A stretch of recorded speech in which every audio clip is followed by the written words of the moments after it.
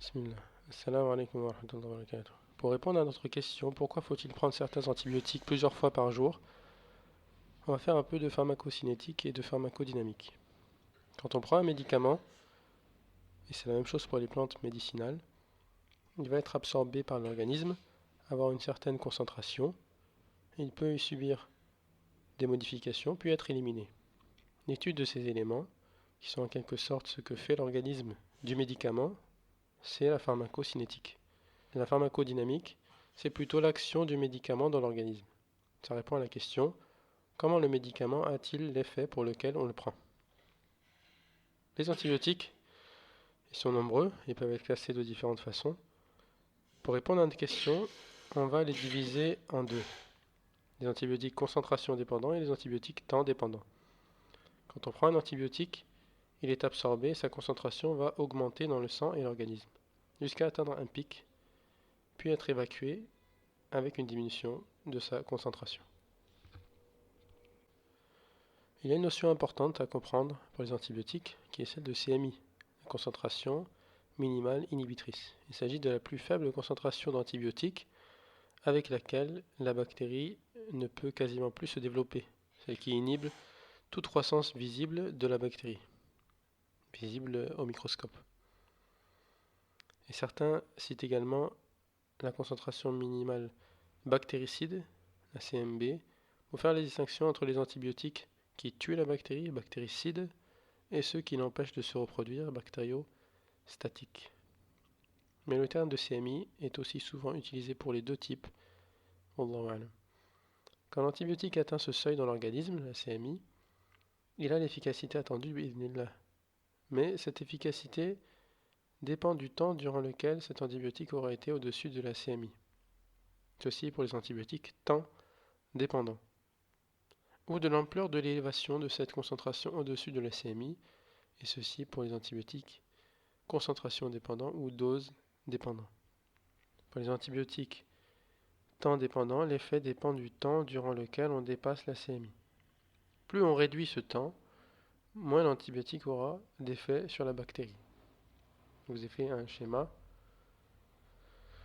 montrant en violet les bactéries, une représentation schématique bien sûr.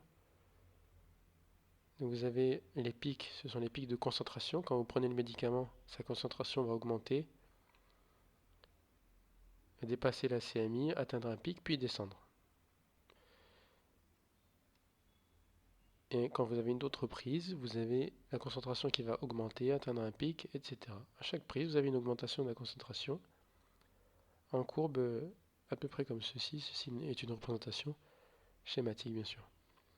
Et donc, le temps que vous avez pour ces antibiotiques temps dépendants, le temps que vous avez au-dessus de la CMI, c'est ce qui va être important pour avoir l'effet sur la bactérie. Vous voyez ici les colonies bactériennes qui diminuent progressivement à chaque fois qu'on a les prises d'antibiotiques.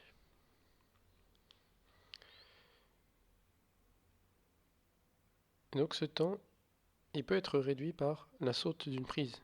Et ça peut entraîner une rechute de l'infection en particulier au début du traitement. Vous avez une chute importante ici de la concentration. Vous n'avez pas de la prise qui devait avoir lieu. Et donc ça va permettre à la bactérie de se redévelopper. Et donc ça peut expliquer le fait quand on arrête trop vite des antibiotiques ou qu'on ne le prend pas correctement, qu'on saute des prises, qu'on ait les symptômes qui reviennent après une éventuelle amélioration.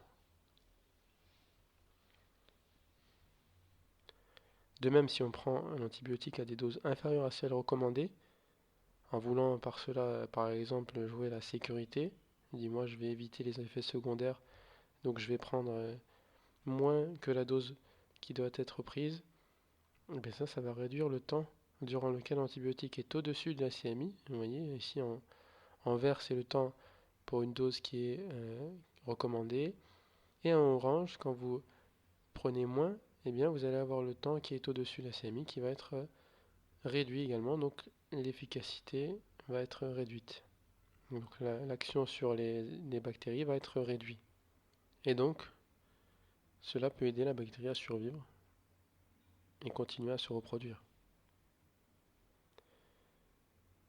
Parmi les antibiotiques qui ont un effet de ce type, temps dépendant, on a l'amoxicilline et de manière générale, les bêta-lactamines, c'est un large groupe de pénicilline.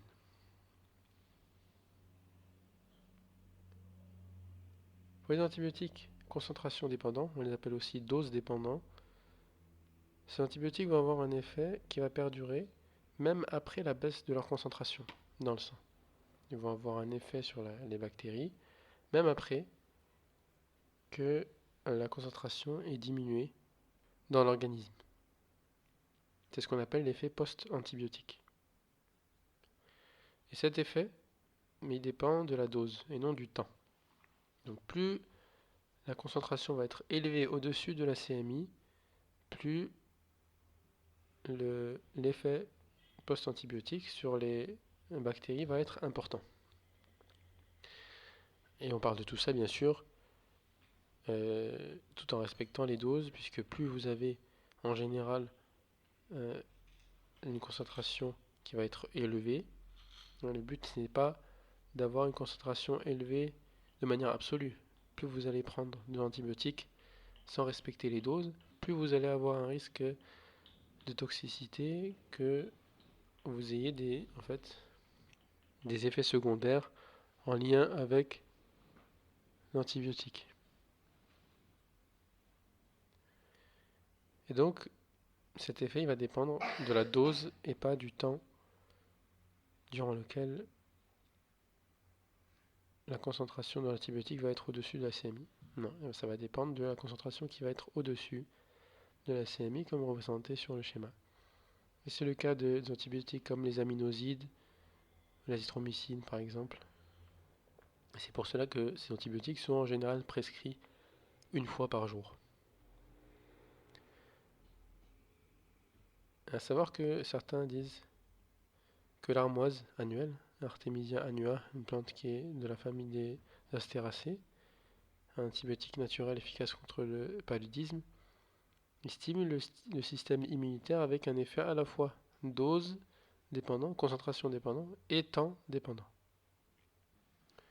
Une autre notion importante à comprendre pour expliquer, pour répondre à la question, les antibiotiques, comme les autres médicaments ou même les plantes médicinales, tout ce qu'on dit c'est valable, c'est de la même façon pour les plantes. Ils ont une durée de vie dans l'organisme. L'organisme a absorbé le médicament, il peut être directement actif ou bien transformé en principe actif dans l'organisme. Ce médicament est ensuite éliminé ou peut être inactivé avant d'être éliminé. Cela a une durée qui est très variable d'un médicament à un autre et d'un antibiotique à un autre. Et l'organisme met un certain temps avant d'évacuer le médicament entièrement et certains facteurs font varier ce temps d'évacuation. Par exemple, vous avez chez les personnes qui ont une insuffisance rénale, le temps qui va être allongé pour les médicaments qui sont évacués par les reins. Et donc on utilise en général la demi-vie qui est la durée pour que la concentration du médicament diminue de moitié. Donc vous avez du pic jusqu'à ce qu'on atteigne la ligne bleue, et bien ça va être la demi-vie du médicament. Du pic jusqu'à ce qu'on atteigne la ligne bleue.